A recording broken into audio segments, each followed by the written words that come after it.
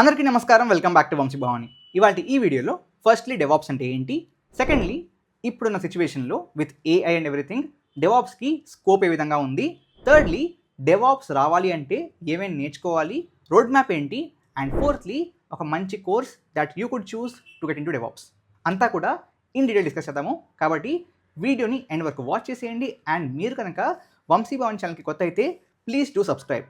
ఎందుకంటే 12th complete అయిన students దగ్గర నుంచి జాబ్ వచ్చేంత వరకు ఆ complete spectrum plus AI tools news అంతా కూడా మన ఛానల్లో డిస్కస్ చేస్తూ ఉంటాము. బోల్డ్ కంటెంట్ వస్తూ ఉంటుంది. కాబట్టి మీకు డెఫినెట్లీ బాగా హెల్ప్ అయ్యే అవకాశం ఉంది. So check the channel. ఇంట్రెస్టెడ్గా ఉంటే please to subscribe. First things first, DevOps అంటే ఏంటి?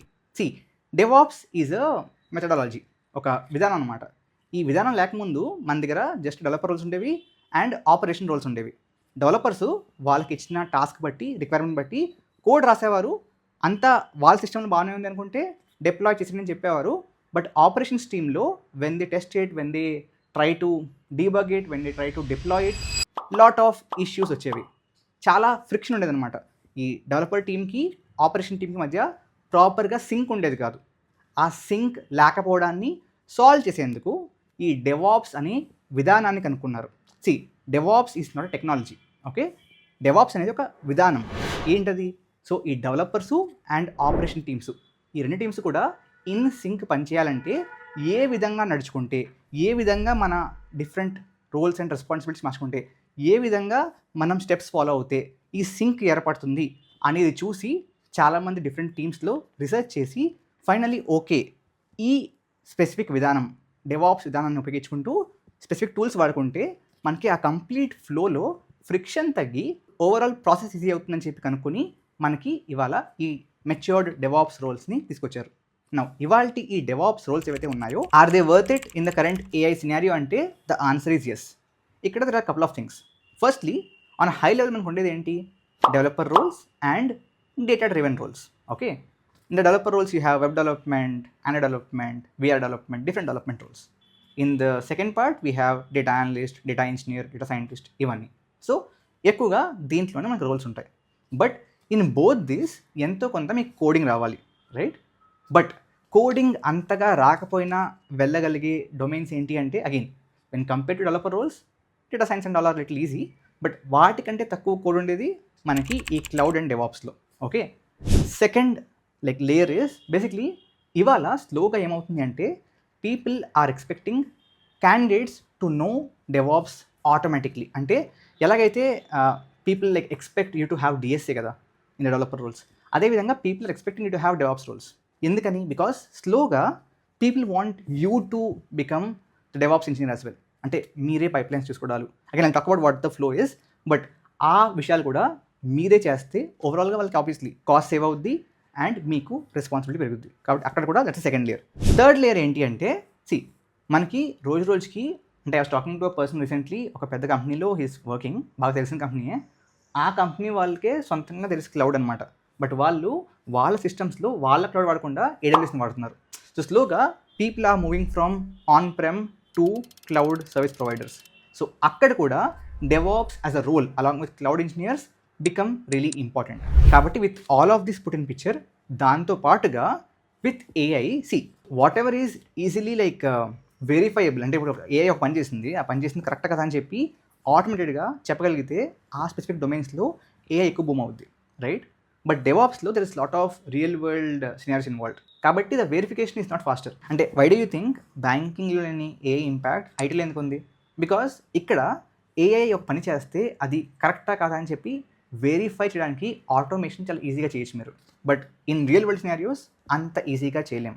దట్స్ వేర్ కొంచెం డెవాప్స్లో again it's just matter of time. I truly believe that AI almost ఒక 5 yearsలో అన్నీ చేయగలుగుతుంది, right? But still we need humans for responsibility and all of that. But ఓవరాల్గా I would say ప్రస్తుతానికి DevOps is still a good role. And also as per different service LinkedIn వాటిల్లో DevOps is one of the fastest growing IT domains. Okay, that's about for the second part of the video. Coming to the part 3, basically ఏమైనా నేర్చుకోవాలి and డెవాప్స్లో road map ఏ విధంగా ఉంటుంది. So మీకోసం రాసుకుని వచ్చాను.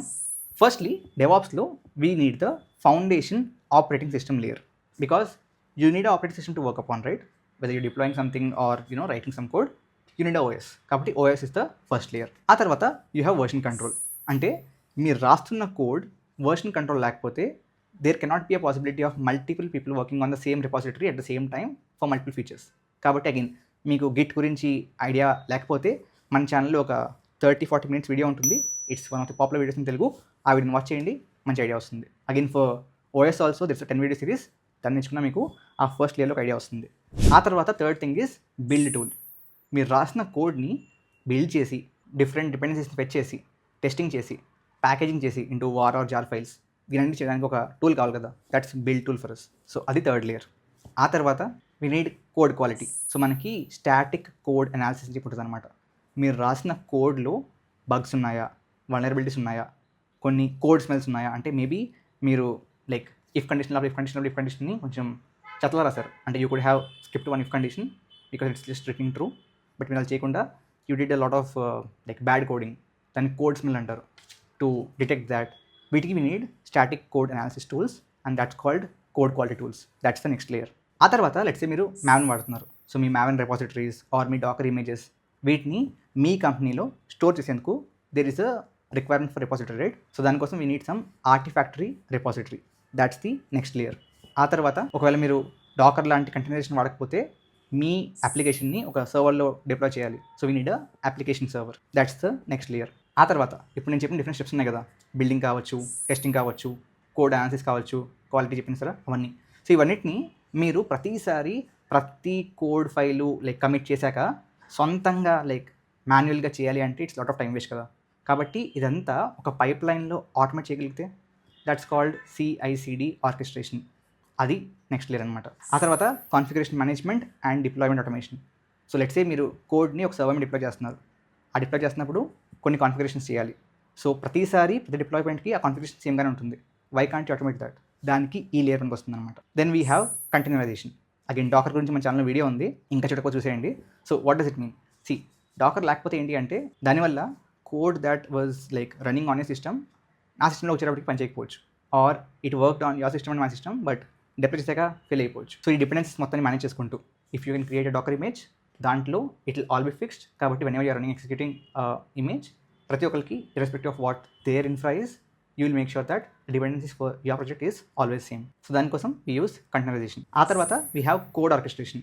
అంటే let's say you have docker running on your system for your application, right? Now ఈ డాకర్ కంటైనర్స్ లెట్స్ సే మీకు సరిపోవట్లేదు because of the scale, you need to scale it up, you need to manage all of that, right? దానికోసం we have orchestrators like Kubernetes. So that's the next layer. Finally we have infrastructure as a code అనమాట. ఇప్పుడు నేను చెప్పిన ఈ completes మీకు మీ సిస్టంలో ఒక EC2 instance కావాలి, you need DynamoDB, you need S3, you need few alerts. All of this can be like manually configured, right? But వాటిని మాన్యువల్గా మీరు ప్రొవిజన్ చేస్తే it's waste of time and effort every time you're doing the deployment, right? కాబట్టి ఇన్ఫ్రాస్ట్రక్చర్ని as a code define చేసి దాన్ని మీరు ప్రతిసారి డిప్లాయ్ చేసుకోవచ్చు కదా, దాన్ని ప్రతిసారి మీరు ప్రొవిజన్ చేయొచ్చు కదా. So that's infrastructure as a code. So ఇవన్నీ వస్తే మీరు డెవాప్స్ ఇంజనీర్ అవుతారు. Okay, so I'll tell you how the flow works. So usually developer pushes the code to the Git.